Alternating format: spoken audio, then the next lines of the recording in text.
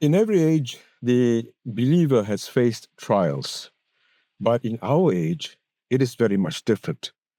The tribulation of today's media is something no other generation has faced. The invasion into our spiritual and psychological space is constant. Mobile phones, televisions, endless scrolls, billboards, notifications, all this are competing for the same thing, your heart's attention. And unlike the past, falsehood no longer travels slowly.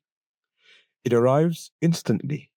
Before you can even steady your thoughts, the next distraction is already knocking. So I ask you, where is our refuge? For me, there's only one answer: our Quran.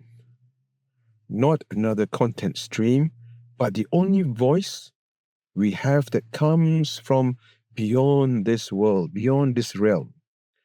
A revelation that can recalibrate our soul. Our beloved Prophet Muhammad sallallahu alaihi wasallam warned us about this era, this time. He said, there will come a time when holding onto your faith, your deen, will be like holding onto hot coals. In Tirmidhi, we are already there. We have arrived. And holding the ember of faith hurts. Not because Allah wants to harm us, but because everything around us is designed to make us drop it. Our Prophet further said, trials will come like pieces of a dark night. A man will wake as a believer, and by evening, he will be a disbeliever. In Sahih Muslim. Doesn't that sound like the speed of our world?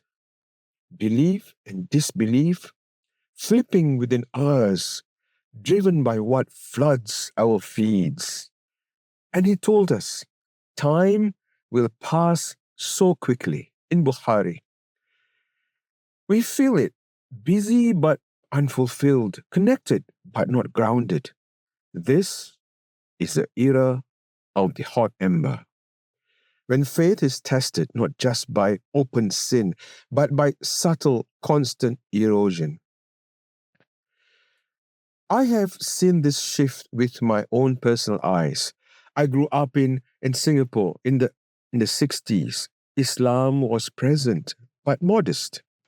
Faith was assumed, not actively nurtured.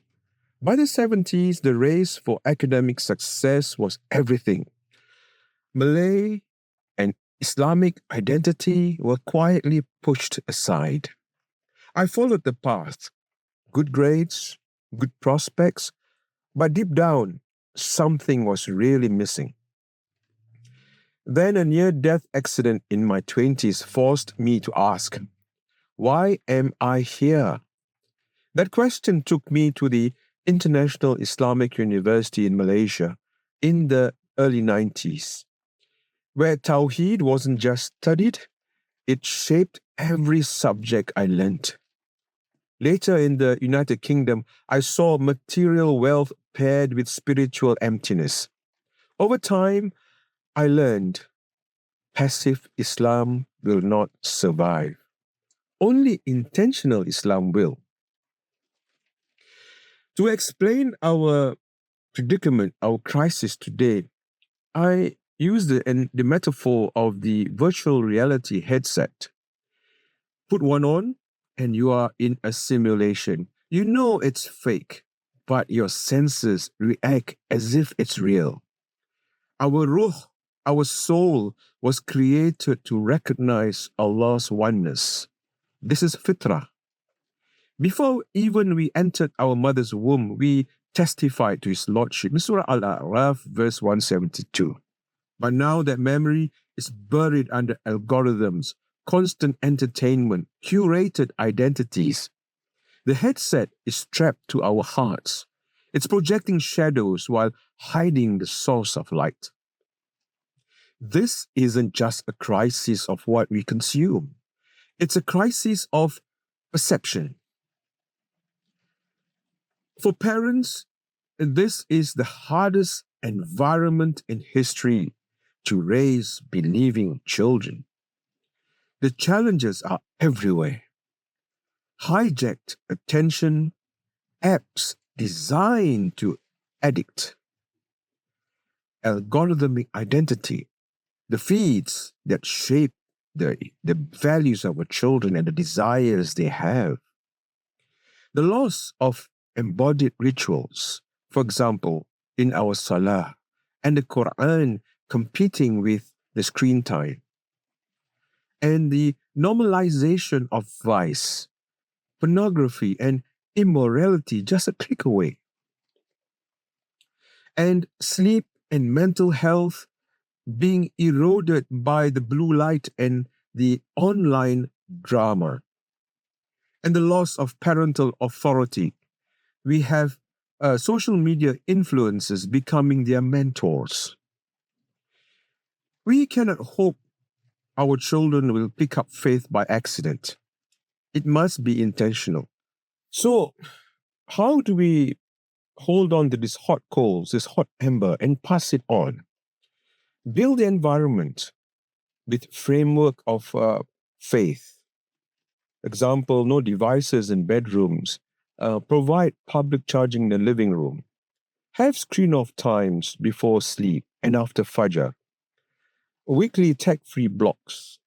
Fill the home with Quran sound recitation. Generate habits that anchor the day.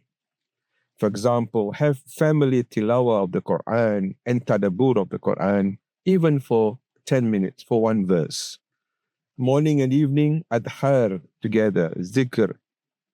Make salah as a family in congregation at home.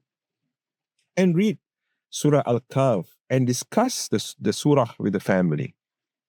Do family service acts. And then we need to teach our children to see through Allah's lens. We teach them fiqh in using technology, provide media literacy as a wajib skill, and make sure Tawheed is in every subject we discuss. We need to have an identity of amanah, not performance. We need to restore the suhbah or prophetic mentorship amongst our children. Encourage them to have masjid youth pairing.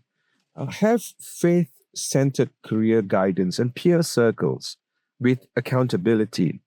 And correcting the digital mentor problem, for instance, from the social influences.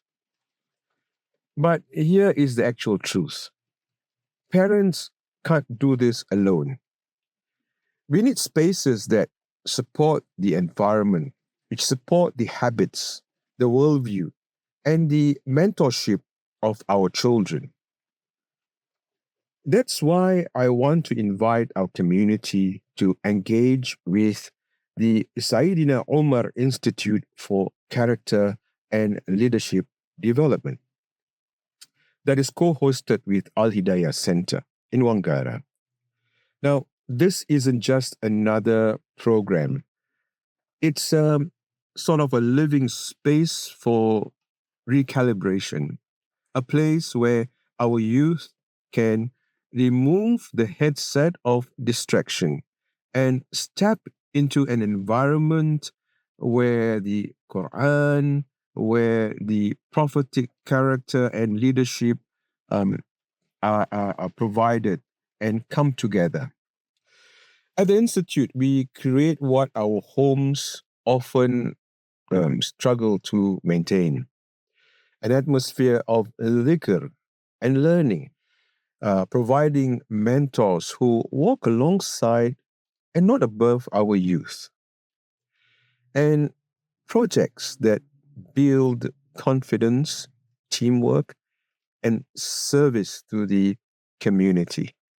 The Institute provides a worldview grounded in Tawheed, ready to face the challenges of modern life. We are not here to survive the simulation. We are here to lead through submission. And that starts when we take off the headset. We clear the heart's lens and see with the purity of our hearts. O Allah, make our homes and community spaces places of dhikr, Quran, and sakina. Guard the hearts of our children. Keep the ember alive in our hands until we return to you with hearts that are sound. Ameen. Ameen. Ya Rabbal Alameen.